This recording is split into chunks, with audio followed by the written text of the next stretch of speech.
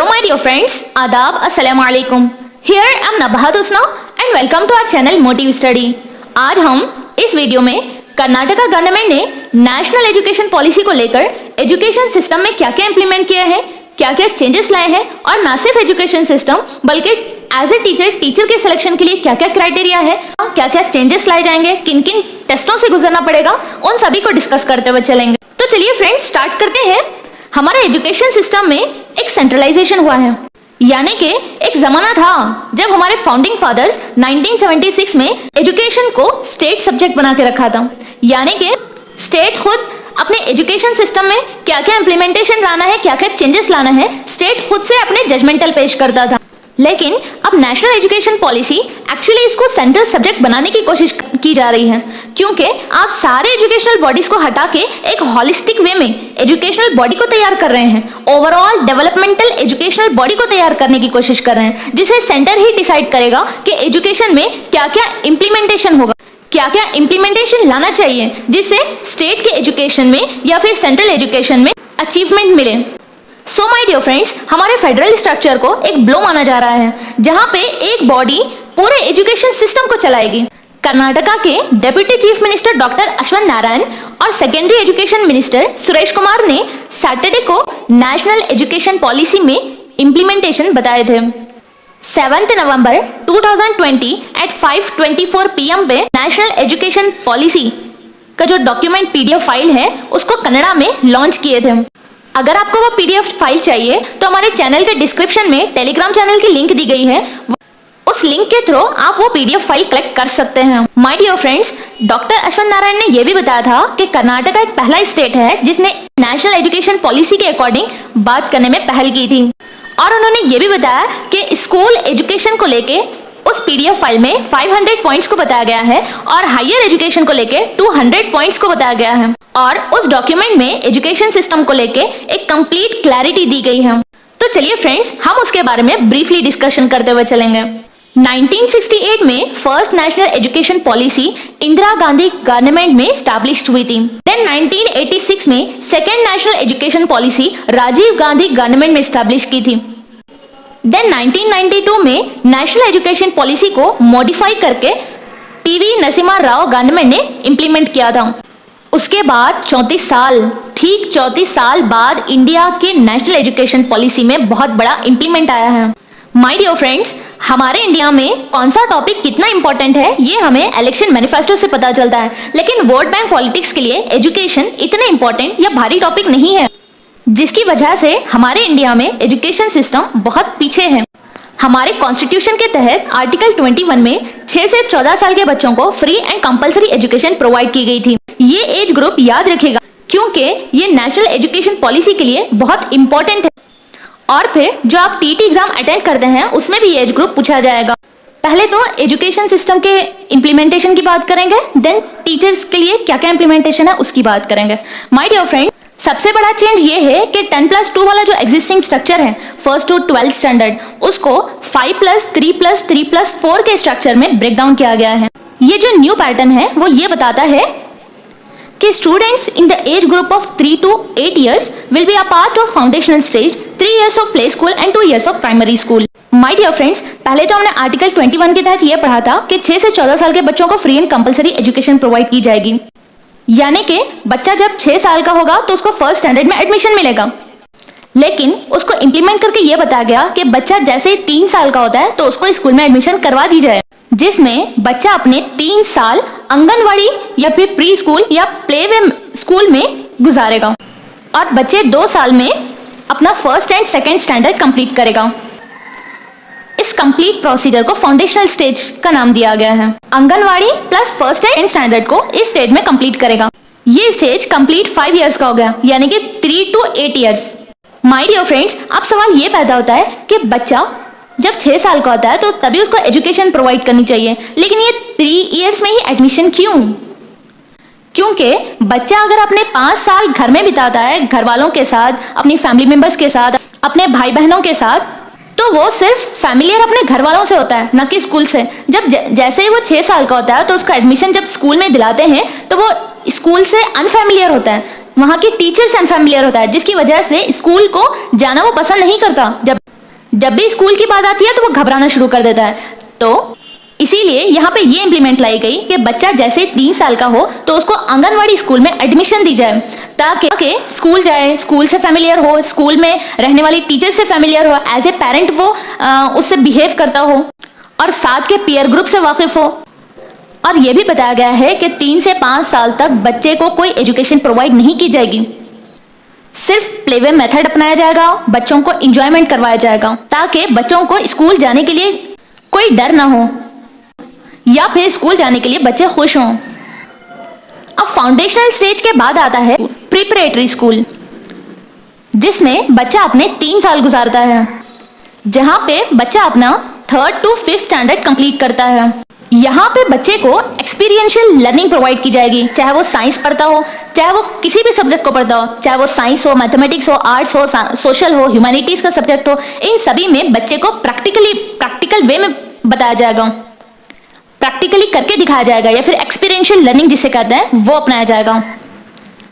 Then next आता है middle school. Middle school में बच्चे अपने 3 साल गुजारते हैं, यानी कि 11 से 14 साल तक के बच्चे मिडिल स्कूल में इन्वॉल्व होते हैं।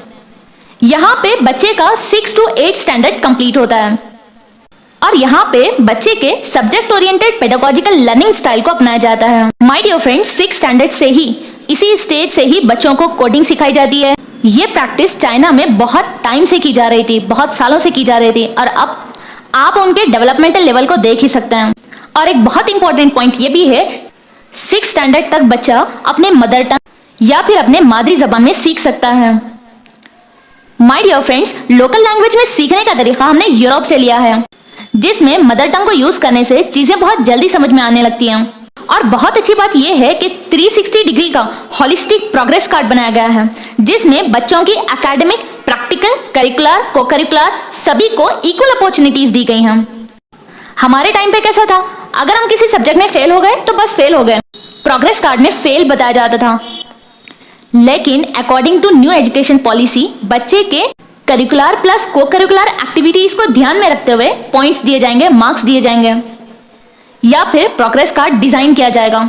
बच्चे के इसी स्टेज से वोकेशनल एजुकेशन पे भी बहुत ज्यादा फोकस किया जाएगा, यानी कि इसी स्टेज से ही बच्चों को वोकेशनल ट्रेनिंग दी जाएगी, जैसे कि सिलाई, बुनाई, पकाई, या फिर कारपेंट्री में अगर आपको इंटरेस्ट है, या फिर इलेक्ट्रिक वर्क में, या फिर मेटल वर्क में, या फिर गार्डनिंग में, या फिर पॉटरी में, इन सभी में आपको ट्रेनिंग प्रोवाइड की जाएगी, आपकी स्किल को और स्ट्रांग बनाया जाएगा। देन ये सभी मिडिल स्कूल एज से स्टार्ट किया जाएगा, यानी कि 6 से 8 साल के बच्चे मिडिल एज में आते हैं, जिसमें वो अपने 3 इयर्स यानी कि एज 11 से लेके 14 इयर्स तक कंप्लीट करते हैं। देन नेक्स्ट आता है secondary education, secondary age. Secondary education में बच्चा अपने 4 इयर्स कंप्लीट करता है, फ्रॉम 14 to 18 इयर्स, यानी कि क्लास 9 से 12 तक, 9, 10, 11 एंड 12 कंप्लीट होता है। देन नेक्स्ट, अगर हम हायर एजुकेशन की बात करें तो इस एरिया में एजुकेशन पॉलिसी ने मल्टी डिसिप्लिनरी अप्रोच अपनाई है। इस एरिया में बच्चे की हॉलिस्टिक अंडर ग्रेजुएट प्रोग्राम्स को ध्यान में रखते हुए, यानी कि ओवरऑल डेवलपमेंटल प्रोग्राम को अपनाते हुए फ्लेक्सिबल करिकुलम को डिजाइन किया गया है, जैसे कि not only subjects like how the child can think, evaluate, analyze the problems, find the solution, whether he's or she's a divergent thinker or not, creative or not, but also life skills, जैसे कि बच्चा think कैसा करता है, उसकी thinking skills क्या हैं, creative thinking क्या है, क्रिटिकल थिंकिंग कैसी है, प्रॉब्लम सॉल्विंग नेचर कैसा है, डिसीजन मेकिंग नेचर कैसा है, को करिकुलर एक्टिविटीज को क्या क्या अपनाना चाहिए, और क्रिएटिविटी एक्टिविटीज क्या हैं, और बच्चे के अंदर साइंटिफिक एटीट्यूड है या नहीं है, पॉजिटिव एटीट्यूड है या नहीं है, सोशल स्किल्स है या नहीं है, बच्चे के अंदर कम्युनिकेशन स्किल कैसे डेवलप हो रही है, इंटरपर्सनल स्किल कैसे डेवलप हो रही है, लोगों से वो कैसे मुखातिब होता है, उसकी इमोशनल स्किल्स क्या क्या है, वो इमोशंस के साथ कैसे डील करता है, स्ट्रेस को कैसे मेंटेन रखता है, और अपने बारे में वो कितना जानता है, कहां तक जानता है, सेल्फ अवेयरनेस वो रखता है या नहीं है, और उसकी वैल्यूज क्या क्या है, एटीट्यूड टीचर्स की तरफ उसका कैसा है, स्टूडेंट अपने साथ पीयर ग्रुप जो है उनके तरफ उसका एटीट्यूड कैसा है, स्कूल में कंडक्ट करने वाले प्रोग्राम्स में वो कैसे इन्वॉल्व होता है, उसका एनवायरनमेंट कैसा है, वो किन तरह के बच्चों के साथ रहता है, और इन सभी को ध्यान में रखते हुए, और उसका हेल्थ और उसकी वेलनेस, इन सभी को ध्यान रखते हुए ये डिजाइन किया गया है। यहाँ पे एक और बेहतरीन टॉपिक को इन्वॉल्व किया गया है, इंटरडिसिप्लिनरी कॉम्बिनेशन ऑफ सब्जेक्ट। यानी कि साइंस एंड सोशल का जो स्ट्रिक्ट डिवीजन हुआ करता था हमारे समय पे, वो अब नहीं होगा। हायर एजुकेशन में स्टूडेंट्स खुद से अपना कॉम्बिनेशन सब्जेक्ट खुद से सेलेक्ट करेंगे। माय डियर फ्रेंड्स, हमारे टाइम पे कैसा होता था, अगर हमने साइंस सब्जेक्ट को चूज कर लिया तो सोशल को स्टडी करने के बारे में हम सोच भी नहीं सकते थे। यानी कि अगर हमने साइंस को चूज कर लिया और हमारा इंटरेस्ट सोशल में भी है तो हम सोशल को चूज नहीं कर सकते थे। यहाँ पे उसको इन्वॉल्व किया गया है। अगर आप साइंस सब्जेक्ट के और आपका इंटरेस्ट पॉलिटिक्स पढ़ने में भी है तो आप पॉलिटिक्स भी चूज कर सकते हैं, पॉलिटिक्स भी पढ़ सकते हैं। या फिर अगर आप सोशल चूज कर लिए और आपको साइंस पढ़ने में इंटरेस्ट है, साइंस में सिर्फ बायो पढ़ने में इंटरेस्ट है तो सिर्फ बायो को पढ़ सकते हैं। या फिर आपको फिजिक्स में इंटरेस्ट है, फिजिक्स ले लिया, पढ़ लिया। देन नेक्स्ट, अगर मैं लैंग्वेज की बात करूं तो संस्कृत को हर लेवल ऑफ एजुकेशन में ऑफर किया गया है। क्लासिकल लैंग्वेज प्लस लिटरेचर, इनको भी एज ए ऑप्शनल अवेलेबल रखेंगे। और उन स्टूडेंट्स के लिए जो क्रिएटिव होते हैं, जो आउट ऑफ द बॉक्स होते हैं, जो डाइवर्जेंट वे में सोचते हैं, जो एक प्रॉब्लम को हजार तरीके से सोल्यूशन निकाल सकते हैं, उनके लिए एकेडमिक बैंक ऑफ क्रेडिट, जिसे यूज करके बच्चे 1 साल का कोर्स करके भी 1 ईयर का सर्टिफिकेट ले सकते हैं। देन अगर वो वही कोर्स को 1-2 साल बाद फिर से कंटिन्यू करना चाहते हैं तो जहां से छोड़ा था वहीं से फिर से कंटिन्यू कर सकते हैं। या फिर 2 साल का कोर्स कंप्लीट करके डिप्लोमा की डिग्री ले सकते हैं, या फिर 3 इयर्स कोर्स कंप्लीट करके रिसर्च ग्रेजुएशन सर्टिफिकेट ले सकते हैं। My dear friends, undergraduate और पोस्ट ग्रेजुएट जो प्रोग्राम्स हैं उनको फ्लेक्सिबल बनाया गया है बहुत ही ज्यादा। और यहाँ पे मल्टीपल एग्जिट और एंट्री ऑप्शन के साथ साथ एमफिल को डिसकंटिन्यू कर दिया गया है। मल्टीपल एग्जिट या एंट्री यानी कि अगर आप चाहते हैं कि बीएससी कर लें और बीएससी 1 ईयर कंप्लीट होने के बाद आपका दिल नहीं कर रहा कि बीएससी डिग्री को कंटिन्यू रख सकें, वहीं पे आप 1 ईयर कंप्लीट करके 1 ईयर कोर्स सर्टिफिकेट लेकर उस डिग्री को क्वाइट करके दूसरे डिग्री जो आप चाहते हैं उसमें एडमिशन ले सकते हैं। सबसे बड़ा चेंज नेशनल एजुकेशन पॉलिसी में यह देखने को मिला है कि human resource development ministry HRD ministry का नेम को रिप्लेस करके मिनिस्ट्री ऑफ एजुकेशन रखा गया है। अब हम टीचर्स के लिए क्या क्या चेंजेस ऑकर हुए हैं, क्या क्या इंप्लीमेंट आया है, क्या क्राइटेरिया है टीचर बनने के लिए, वो देखेंगे। NCERT से कंसल्ट करके एक national curriculum framework for teacher education यानी कि NCFTE 2021 बनाई जाएगी और 2030 तक टीचिंग के लिए मिनिमम डिग्री क्वालिफिकेशन रहेगी 4 year of integrated BEd degree. अब सवाल ये पैदा होता है कि 4 ईयर ऑफ BEd डिग्री ऐसे कैसे पॉसिबल हो सकता है, हमने तो 2 year of BEd degree complete कर लिया। माय डियर फ्रेंड्स, जैसे ही आपका हायर एजुकेशन कंप्लीट हो जाता है तो आप BSc ग्रेजुएशन में जो एडमिशन लेते हैं तो BSc plus BEd integrated manner में करेंगे तो 4 years of BEd degree complete होगी। या फिर टीचर बनने के लिए 2 ईयर BEd कोर्स होना कंपलसरी है। जैसे कि अगर आपने कोई कोर्स कर लिया BE BTech, अगर कोई इंजीनियरिंग डिग्री कर ली, फिर आपको टीचिंग फील्ड में इंटरेस्ट आ रहा है तो आप यहाँ पे BEd के 2 इयर्स कंप्लीट करके TET एग्जाम में एलिजिबल हो सकते हैं। NEP का पूरा ऑब्जेक्टिव है एजुकेशन के स्टैंडर्ड को इंक्रीज करना, एजुकेशन स्टैंडर्ड को बढ़ावा देना, ग्लोबल एजुकेशन स्टैंडर्ड फॉर्म करना, ग्लोबल स्टैंडर्ड ऑफ एजुकेशन को अचीव करना, जिससे हर बच्चे के पास स्कूल से निकलते वक्त, स्कूल से रुखसत होते वक्त एक ऐसी स्ट्रांग प्रैक्टिकल स्किल अवेलेबल हो जिसे वो या तो दूसरों की हेल्प कर सके या फिर अपने कमाई का जरिया बना सके। और नेशनल एजुकेशन पॉलिसी ये भी बताती है कि government and private education system में जितने गैप्स हैं उनको फिलअप किया जाए। Teachers to be prepared for assessment reforms by 2023, यानी कि एक गवर्नमेंट टीचर बनने का प्रोसेस सिर्फ 2023 तक ही एक इजी प्रोसेस बना रहेगा। देन नेक्स्ट आपको उसमें बहुत सारे चेंजेस देखने को मिलेंगे और बहुत ज्यादा एक टीचर बनने के लिए बहुत ज्यादा डिफिकल्टी पेश आएगी। According to NEP, common standard of learning in public and private school यानी कि TET सभी टीचर्स के लिए कंपलसरी होगा। जैसे कि एज ए गवर्नमेंट टीचर बनने के लिए तो TET कंपलसरी है ही, लेकिन प्राइवेट स्कूल्स में जॉब करने के लिए भी TET कंपलसरी मनाया जाएगा, कंपलसरी पूछा जाएगा। इसके अलावा भी ये कहा गया है कि प्रोफेशनलिज्म ज्यादा आएगा टीचिंग में। आपके जो सेमिनार्स हैं, ट्रेनिंग्स हैं, इवन 50-50 घंटे आपको प्रॉपर अपनी ट्रेनिंग में और अपने आप को बेहतर बनाने में और पेडागोजी सीखने में देने हैं, चाहे आप किसी स्कूल के टीचर हो या फिर प्रिंसिपल हो, चाहे वो प्राइवेट स्कूल हो या फिर गवर्नमेंट स्कूल हो।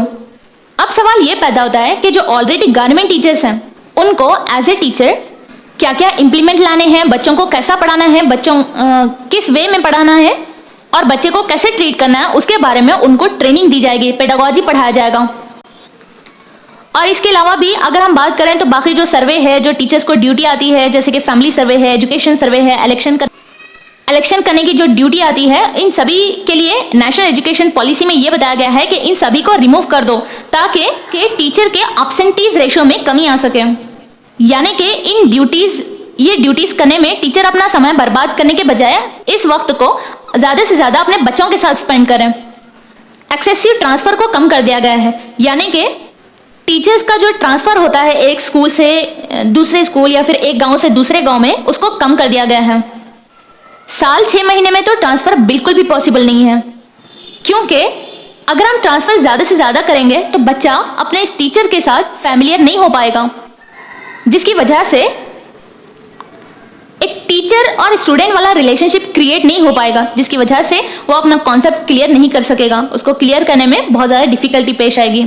और बहुत इंपॉर्टेंट बात बताई गई है नेशनल एजुकेशन पॉलिसी में, कंटिन्यूअस प्रोफेशनल डेवलपमेंट CDP, यानी कि कंटिन्यूअसली टीचर को अपने प्रोफेशन में अपडेट रहना होगा, डेवलपमेंट लाना होगा। यहां पे टीचर बनने के लिए एक और बात भी बताई गई है कि इंटरव्यू और डेमो भी देना होगा। जैसे आप TET CET क्लियर करते हैं तो इंटरव्यू और डेमो के प्रोसेस से गुजरना होगा। एक और बहुत इंपॉर्टेंट बात बताई गई है, robust teacher recruitment and career path. A common national professional standard for teacher (NPST) will be developed by the National Council for Teacher Education by 2022 in consultation with NCERT, SCERT's teachers and expert organizations from across the levels and regions. My dear friends, यहाँ पे ये बताया जा रहा है कि जो teacher हो वो एक प्रोफेशनल स्टैंडर्ड हो, यानी कि वो अपने प्रोफेशन में सभी तरह के स्किल्स को डेवलप करती हो, अपने टीचिंग प्रोफेशन को लेके बहुत ज्यादा पैशनेट हो और उसके पास कम्युनिकेशन स्किल्स बहुत ही बेहतरीन तरीके से डेवलप्ड हो। According to NCERT, SCERT teachers expert organisation from across levels and regions. So my dear friends, यहां तक हमने नेशनल एजुकेशन पॉलिसी को एनालाइज किया कि इसमें क्या क्या था, एक छोटा सा ब्रीफली डिस्कशन किया, वरना तो इसमें बहुत सारे पॉइंट्स हैं डिस्कशन करने के लिए। वीडियो पसंद आए तो लाइक, शेयर और सब्सक्राइब करना ना भूलें। हम नेक्स्ट वीडियो में मिलते हैं, तब तक के लिए इस वीडियो को ज्यादा से ज्यादा शेयर करें। Thank you so much from Nabahat Husna.